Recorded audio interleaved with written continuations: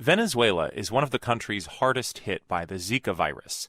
The outbreak comes as Venezuela deals with a severe economic crisis, which has led to shortages of medical supplies and doctors. So public hospitals are in bad shape to deal with waves of Zika patients. From Caracas, John Otis reports. Joana Rodriguez is 9 weeks pregnant.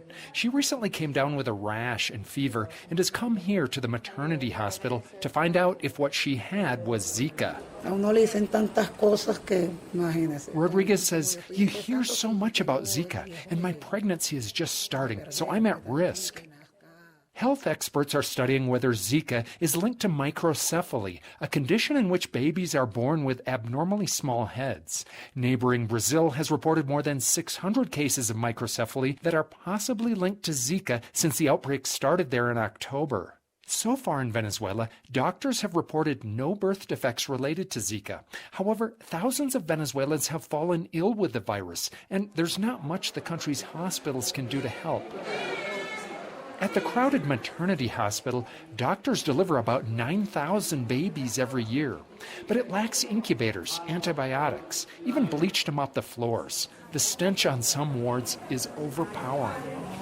Thanks to Venezuela's collapsing currency, doctors and nurses here earn less than $50 a month. Many have quit, says Gladys Zambrano, an epidemiologist. De todos los hospitales algunos servicios desiertos. Some hospital departments are deserted, she says.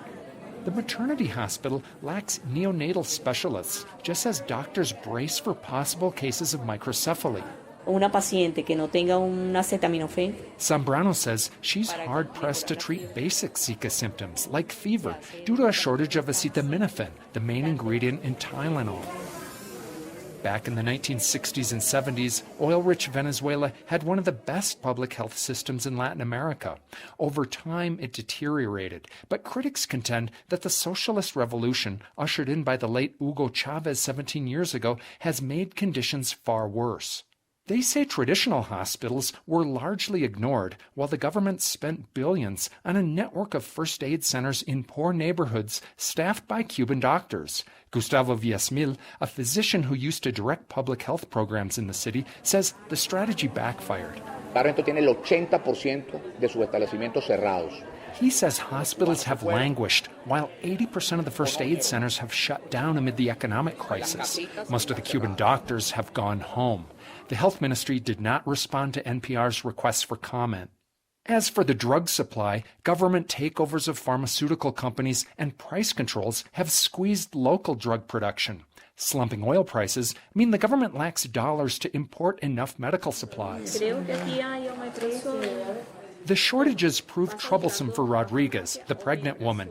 In order to take a blood test for Zika, she had to bring her own test tube to the maternity hospital. The results have yet to come back. She's also been vomiting, so Zambrano writes her a prescription for 2 anti-nausea drugs. But the shelves are mostly bare at the hospital pharmacy and at nearby drugstores, so Rodriguez goes home empty-handed. For NPR News, I'm John Otis, Caracas, Venezuela.